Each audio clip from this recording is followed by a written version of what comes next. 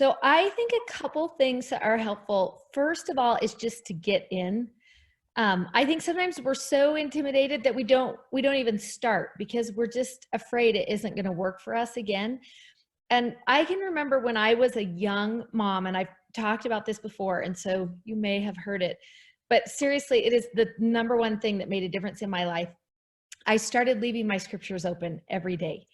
And wherever I was, I would leave my scriptures open in that place. And my scriptures would move with me around the house. If I was in the kitchen, I'd bring them to the kitchen.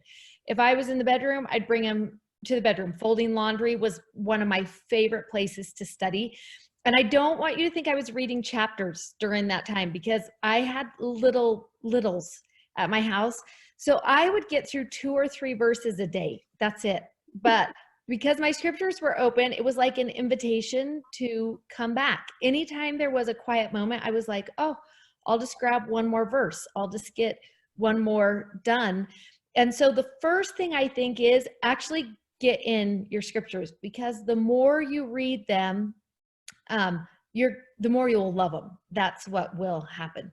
So, and becoming familiar with the language of the scriptures, that's part of the first part. The second thing for me that has really helped the way that I read is to study words and phrases rather than verses and chapters, because verses and chapters can be really overwhelming. Words and phrases all of a sudden make things personal for us.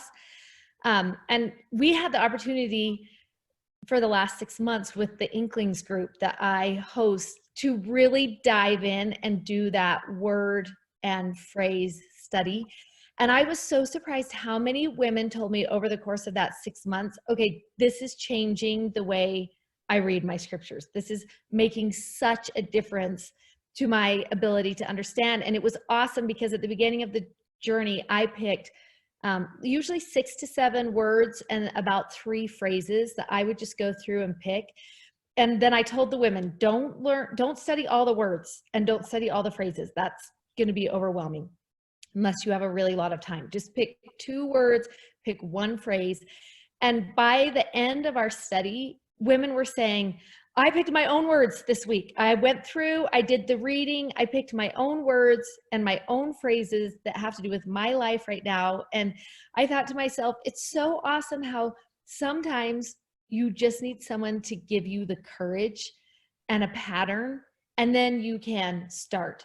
And that'd be my third advice, is to find a mentor. Find somebody who is doing it well and just start studying with that person. And so, like you're saying, Sherry Dew does it really well. Obviously, we are not going to go to her house and sit in her living room and study with her, but we can read her books. We can look back at her old talks. We can, you can do a study with Sherry Dew without having to be in Sherry Dew's house. And for me, that has been the most helpful, is finding people who I love how they teach and how they study, and just researching everything they've done so that I can learn more about their patterns. And maybe there is someone in your neighborhood or in your family or in your community that you could say, can I just come study with you for like a month? Can we pick something and study? I do love the online communities that are doing that, obviously, because I have 3.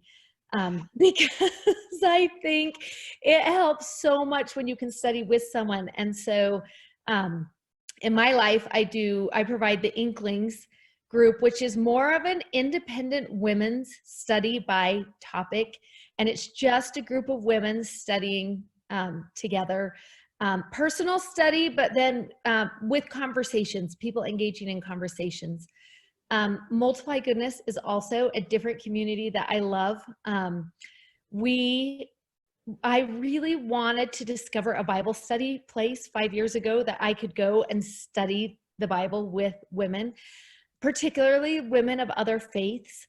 And Multiply Goodness has become that. It's less of a personal study. It's more of a study with friends, with other women, where women gather together and you have a little scripture group. And some people do it in their living room. Some people are walking scripture study groups. Some people actually do it over Zoom, so they're happy right now because theirs is still working so well. I love the idea of that, of finding women and creating a group and studying. And then don't miss this, obviously, is family study. For me, I love having all three of those areas. I love having a personal study program, a study with friends, and a study for my family. I like all three. That's just my personality. I like being invested in that much study.